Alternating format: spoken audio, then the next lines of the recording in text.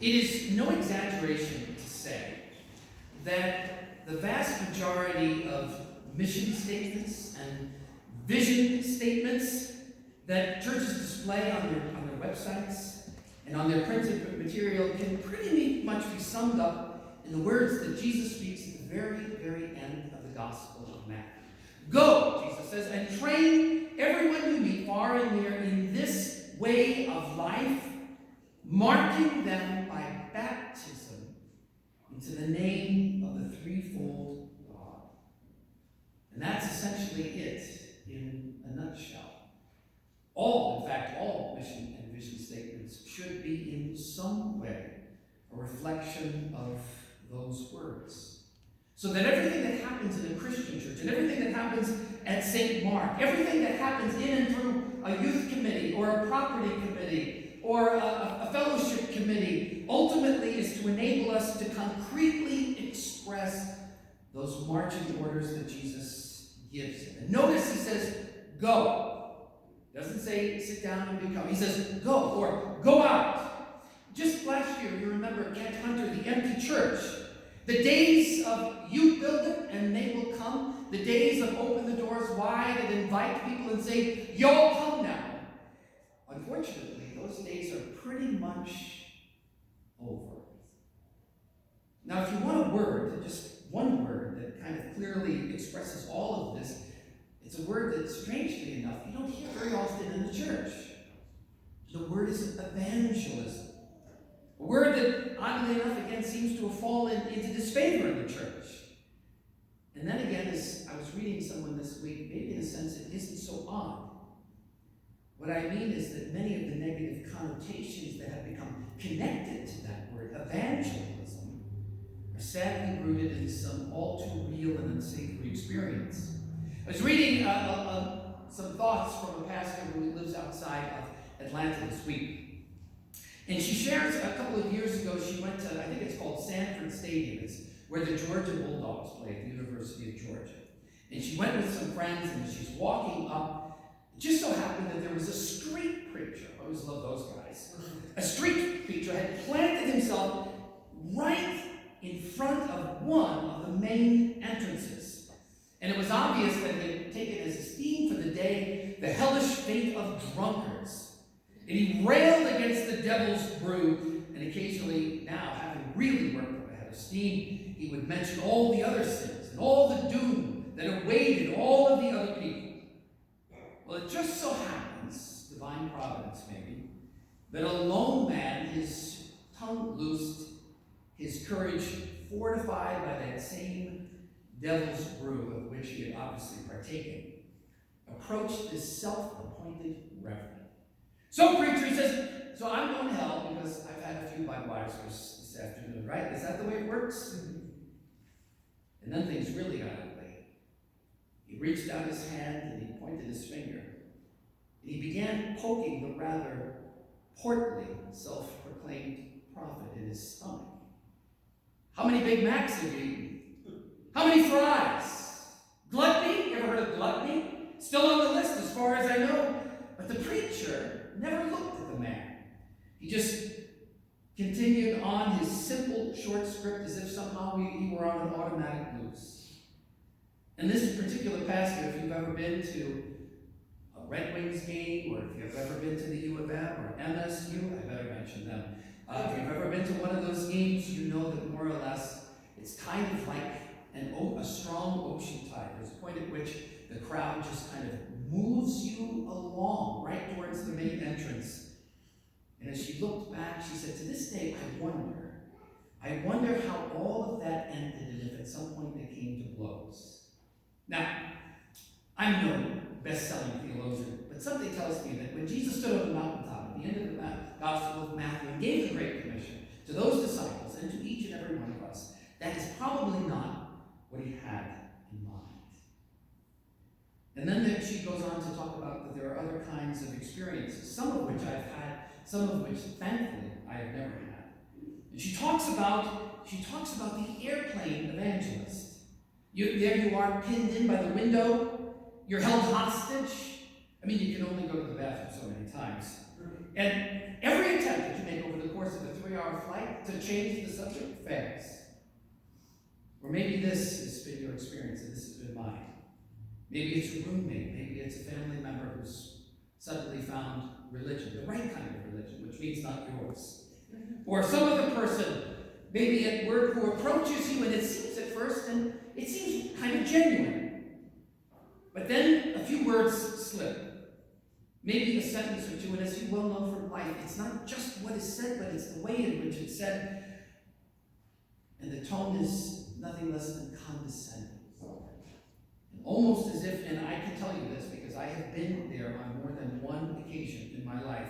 I've had people say to me, Lutheran, you say, Lutheran. Isn't that like almost Catholic? They make a sour face like they're sucking on a lemon.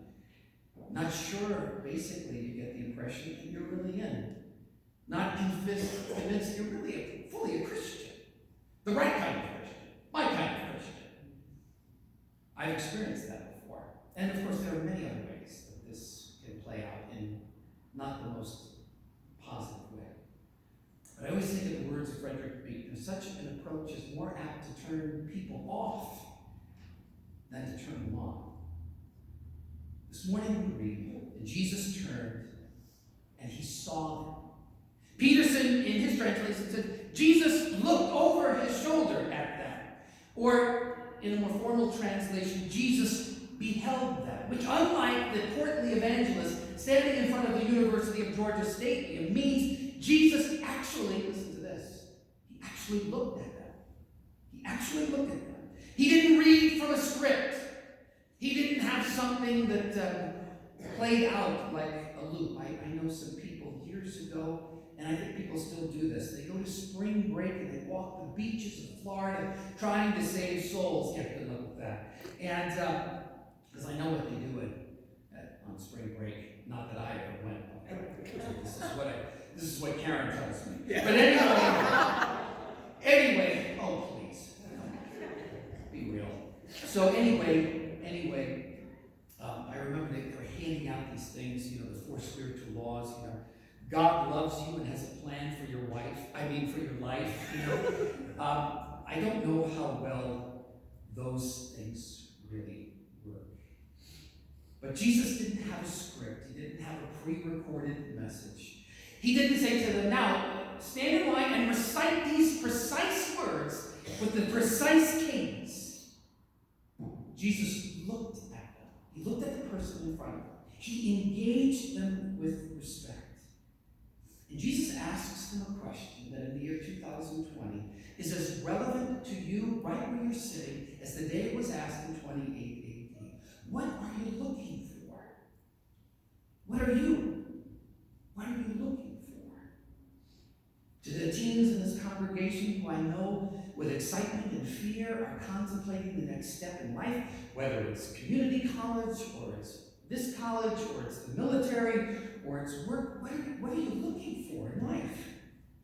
Young woman, old man, middle-aged pastor, what are you looking for? Carl Jung, the great Swiss psychiatrist, said that in all of my years, I never once met a middle-aged person, someone who realized that they were very much in the second half of life. And I am very much in the second half of life. The back 9, probably more like the back 8. And don't laugh, many of you are my age. You're right there with me. But he says, I have never met a person in middle age who wasn't asking deep spiritual questions of purpose and meaning.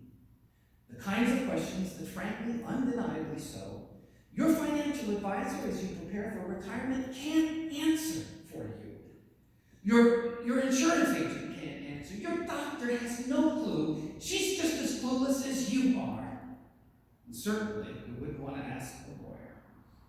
And the question is this: how do you live the next 10 years of your life? How do you live the next 20, if that's what you have left? How do you live the next 30? Those of you who are my age or in the vicinity of my age. And sorry to tell you, but the truth is that many of us aren't going to have 30 years left. We're Which brings me to the next question. Sitting there in your middle age, what can you really hope for? Seriously, what can you hope for? What can you hope for beyond this world and this life? And notice a commentator I read this week was wise to point out that in all of these encounters where Jesus engages someone, it always begins with actually, again, and this can't be emphasized enough, actually seeing the person in front of you. And again, not using a script, nothing phony about it, spouting off a couple of pat, simplistic answers to the world's and life's most vexing issues. The encounter should be characterized by authenticity. Be real. Begin with lived experiences, with the manifestation of God's love in your own life. Maybe she writes like the Baptist, you have come to know Jesus as the one who takes away the sin and guilt and shame, which all of us have sin and guilt and shame. Everyone in this room, all of you, the pastor included, have things that, in my case, 35, 40 years ago, you might say that's no big deal, but I'm not telling you. But Jesus knows. Like the psalmist in a dark moment, which there are moments in life you sense that God was with you in spite of all the circumstances. Or in a moment lifting you up, as the psalmist says, out of a pit. And in such moments you are equipped to share your faith with authenticity. You, not me, you are an evangelist. You have a word that bears hope and life and good news. And as I have said numerous times before, and I will never stop saying this, you do not have to create such moments. God will open that door. God, the Spirit, will tap you and say, now, not Pastor Oberle, you speak. You share your faith. You speak of Jesus with gentleness and with respect. It was the week before Christmas this year. I was in a local store waiting my turn on line. The drawer of the cash register opened. There was a man there at the counter in front of her, and the drawer opened, and she reached for the money to make some change. She fumbled for a moment, and some of the change clanged on the counter and went out down onto the ground. And she froze. And then, for no discernible reason, she just began to weep. And she said to the man in front of her, she said, forgive me, it's just been a really hard time. She goes, we just buried my son a few days ago. The man at the counter was as sweet as anyone could have ever been. It was almost as if God had placed him there at that moment. When I came to the register, I looked around, and as it turned out, myself and this poor woman weeping at a cash register, we were the only ones in the front of the store. And so I identified myself and where I was from, and she knew it. And then looking around and knowing that we were all alone, I asked a question or two about her family tragedy. Her son had committed suicide. I assured her that we would pray for her at St. Mark, which we always do every Thursday. The name is on the list, and it won't go away for a long, long time. And then I said to her, knowing as I do what sometimes people say to such families and their circumstances, some of it more than likely heartfelt, but not always helpful. Right? Not always helpful. And I said, I want you to remember this one thing. I want you to remember that there's nothing that can ever separate your son from God's love. I want you to know that there's nothing that can take your son from God's hand. I want you to hold on to that. And in her tears, she shook her head yes. My sense is that perhaps it's the beginning of a gentle conversation that we will hopefully pick up again and again and again as I go to that particular place. I thought to myself, knowing Christ as I do is the hope of life in my own life.